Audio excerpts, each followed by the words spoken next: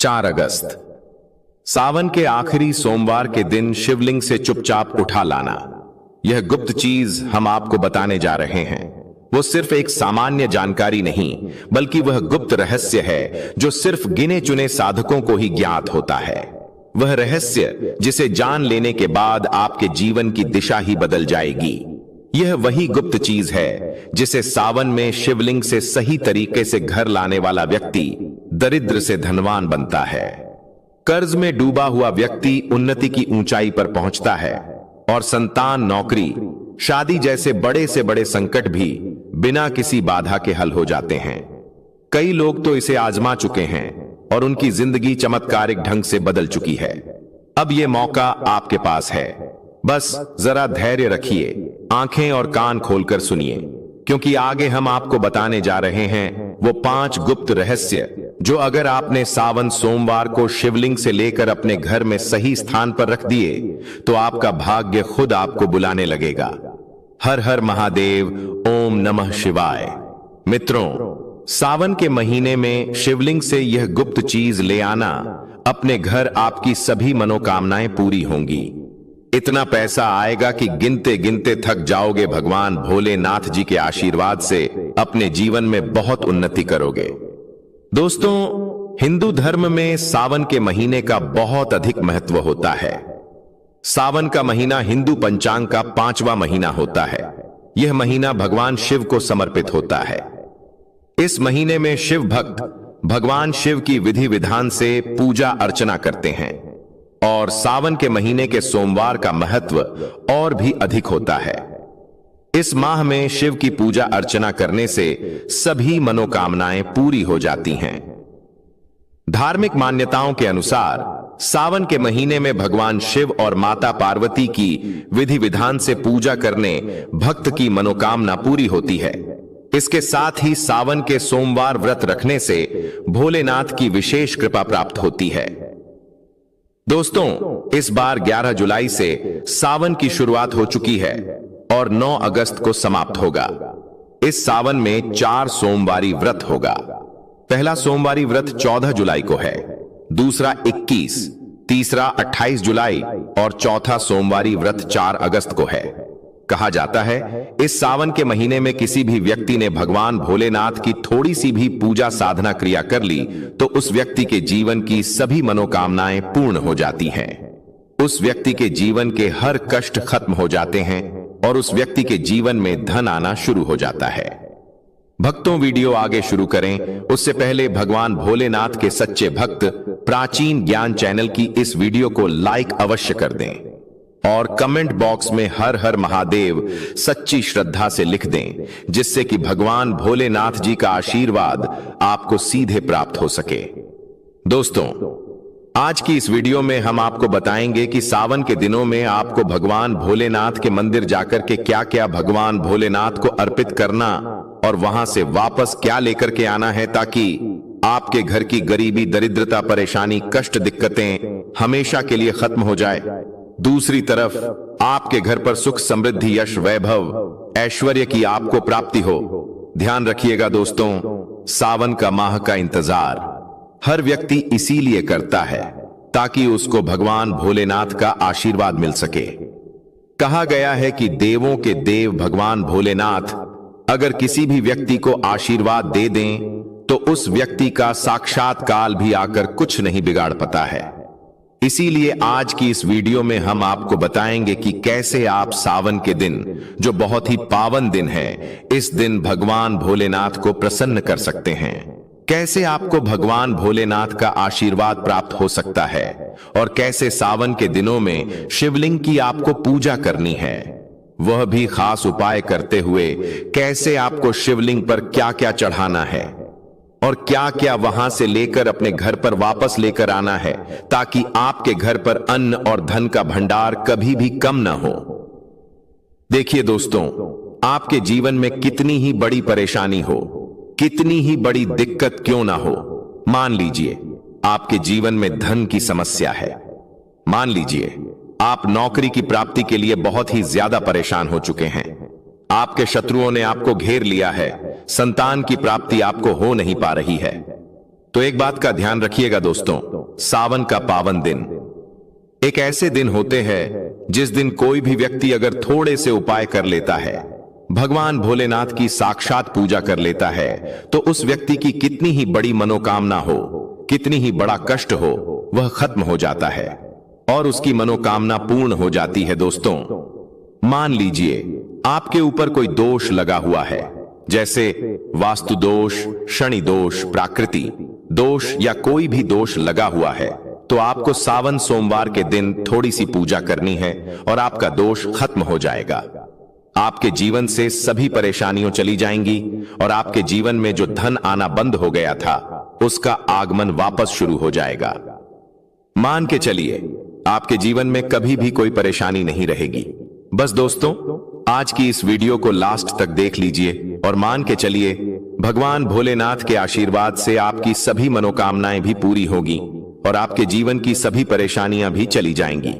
देखिए, एक बात कही गई है कि जब भी हम भगवान भोलेनाथ की पूजा करते हैं, हमें धैर्य रखना चाहिए, विश्वास रखना चाहिए और श्रद्धा के साथ भगवान भोलेनाथ की पूजा करनी चाहिए, क्योंकि भगवान भोलेनाथ बहुत ही भोले हैं। वह किसी भी व्यक्ति की थोड़ी सी ही पूजा से, साधना से तुरंत ही प्रसन्न हो जाते हैं।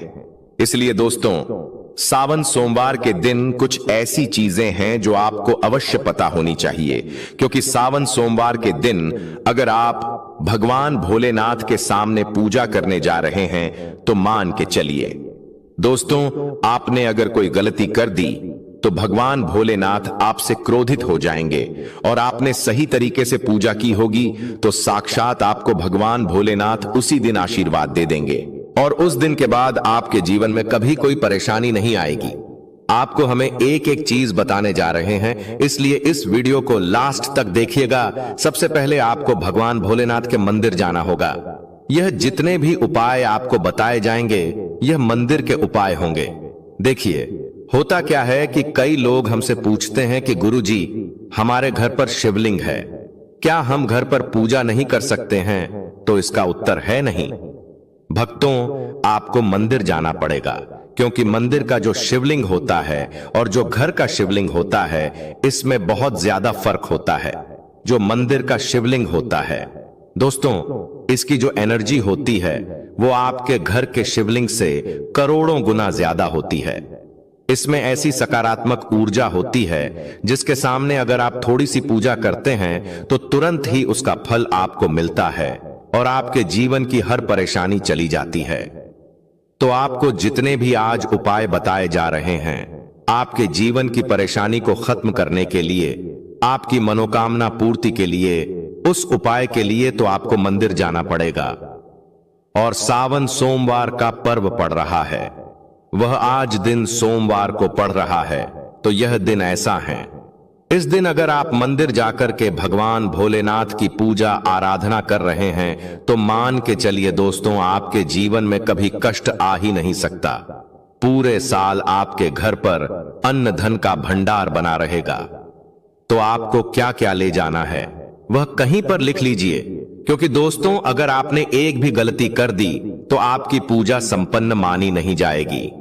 दोस्तों, सबसे पहली चीज जो भगवान भोलेनाथ के लिए आपको जल ले जाना है सावन सोमवार के दिन। कई लोग हमसे यह कहते हैं कि गुरुजी, जल जो है वह तो शिवालय में भी मिल जाता है, शिव मंदिर में मिल जाता है। तो नहीं दोस्तों, वहां का जल आप तभी चढ़ाई यह जब कोई दिक्कत हो, वरना घर से ही जल ले जाना चाहिए। आखिर घर से जल क्यों ले जाया जाता है, इसकी भी बात सुन लीजिए। घर से इसीलिए आपको जल ले जाना है ताकि आपके घर का जो जल ले जा रहे हैं भगवान भोलेनाथ पर चढ़ाने के लिए, उसी जल के द्वारा आप भगवान से जुड़ जाएंगे। उस जल के द्वारा आप भगवान को अपनी सभी दिक्कतें बता देंगे और उस जल को जैसे ही भगवान भोलेनाथ पर आप चढ़ाएंगे, अपनी समस्याओं को बताते हुए वह समस्या आपकी खत्म हो जाएंगी। इसलिए घर से जल ले जाएगा। आप सबसे जरूरी चीज जो जल ले जा रहे हैं, उसमें 2-4 बूंद गंगा जल जरूर डाल दीजिएगा, क्योंकि गंगा जल डाले बिना आपकी पूजा संपन्न नहीं मानी जाएगी। महाशिवरात्रि के दिन तो आपको जल ले जाना है उसमें गंगा जल डालकर के दूसरा आपको 3 पत्ते वाला बेलपत्र ले जाना है। दोस्तों, बेलपत्र बहुत ही शुभ होता है। आपने अगर मान लीजिए एक तरफ 1000 कन्याओं को खाना खिलाया है, दूसरी तरफ भगवान भोलेनाथ को बेलपत्र चढ़ाया है, तो ये दोनों बराबर माने जाते हैं, इसलिए बेलपत्र जरूर ले जाएगा।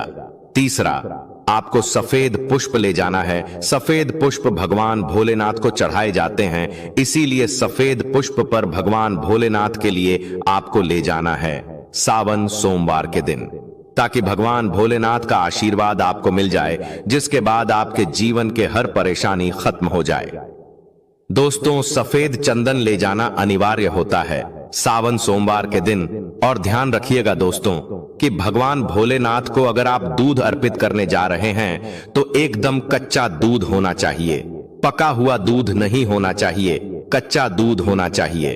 अब आपको और क्या क्या ले जाना है देखिए। अगर आप चाहते हैं कि आपकी हर मनोकामना पूरी हो तो एक डिब्बा लीजिए, उसमें काली मिर्च भरकर ले जाइए। देखिए, बहुत ध्यान से सुनिए, जितनी आपको बातें बता रहे हैं, एक डिब्बे में काली मिर्च भर के एक लाल कपड़ा लीजिए, उसमें लौंग कपूर, इसको मौली धागे से बांध करके आपको अपनी जेब में रख करके ले जाना है।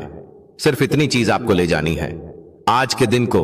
अब आपको पूजा कैसे करनी है, चलिए आपको बताते हैं। बहुत ध्यान से लास्ट तक देखिएगा, और जितनी भी चीज आपको बताई जा रही है, इन चीजों को आपको ले जाना है और शिवालय से वापस लेकर आना है अपने घर पर, ताकि आपको धन की प्राप्ति हो सके, आपकी कोई भी मनोकामना हो वह पूर्ण हो जाए।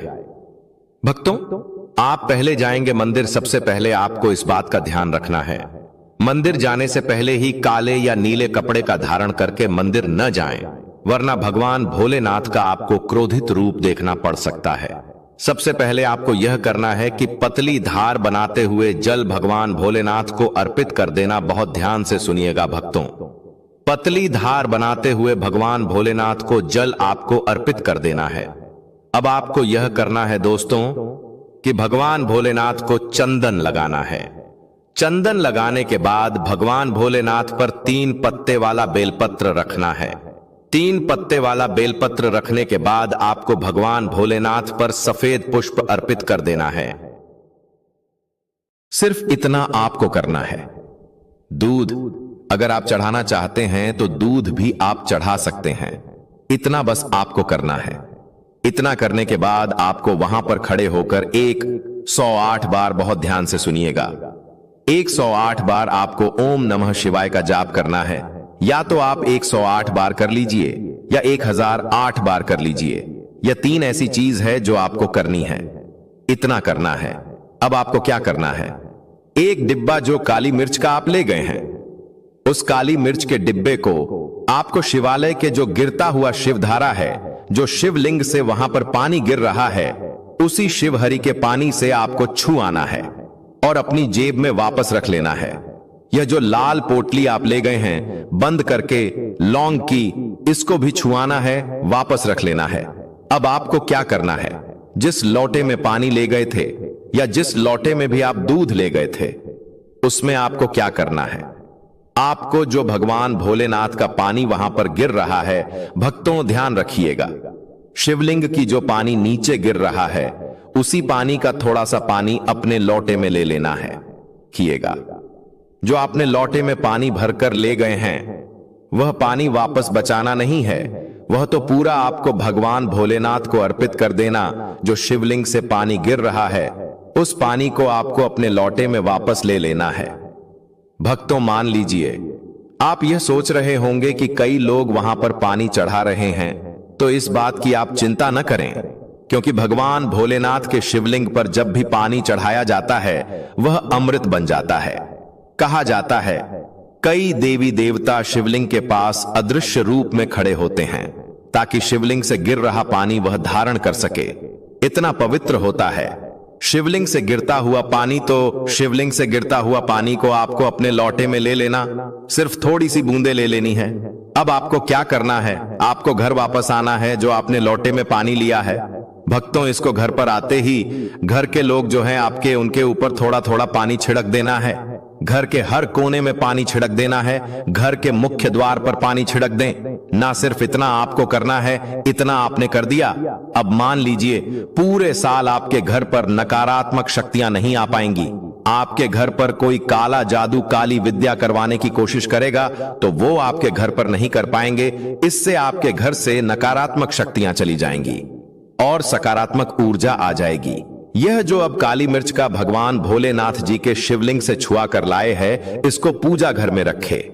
यह जो काली मिर्च का डब्बा है आपके पास, इसे कभी भी आप किसी शुभ कार्य के लिए निकले, जैसे मान लीजिए आप बिजनेस मीटिंग के लिए जा रहे हैं, नौकरी की प्राप्ति के लिए जा रहे हैं, काली मिर्च घर के मुख्य द्वार से पहले रख के उसको कुचलते हुए निकालिए। मान के चलिए आपके काम में जो भी बाधा आने वाली होंगी, वह बाधाएं भगवान भोलेनाथ के आशीर्वाद से अपने आप है हट जाएंगी और आप जिस कार्य के लिए भी जाएंगे उस कार्य में आपको सफलता मिलेगी। दोस्तों, भगवान भोलेनाथ का यहां पर आपको साक्षात आशीर्वाद मिलेगा सावन सोमवार के दिन, और आपके जीवन से हर परेशानी चली जाएगी। सावन सोमवार की रात आप अपनी सभी प्रकार के बुरी अनिष्ट शक्तियों से छुटकारा पा सकते हैं। जो लोग भोलेनाथ माता पार्वती की पूजा करना चाहते हैं, वो इस दिन अपने घर पर पारद का शिवलिंग रख लीजिए। अभिमंत्रित होना चाहिए। जो भी शिवलिंग आप रखें, अच्छे से उनको मंत्रों द्वारा भी अभिमंत्रित करके रखें। स्फटिक हो, नर्मदेश्वर शिवलिंग हो, कोई भी रखिए, अच्छे से उनको भोलेनाथ को अपने घर पर ही पूजन कीजिए। एक लोटा जल चढ़ाकर, क्योंकि मंदिरों में बहुत भीड़ भाड़ होती है और सावन सोमवार पर यही भीड़ का नजारा बहुत ही खूबसूरत लगता है। कोने कोने में शिव भक्त है।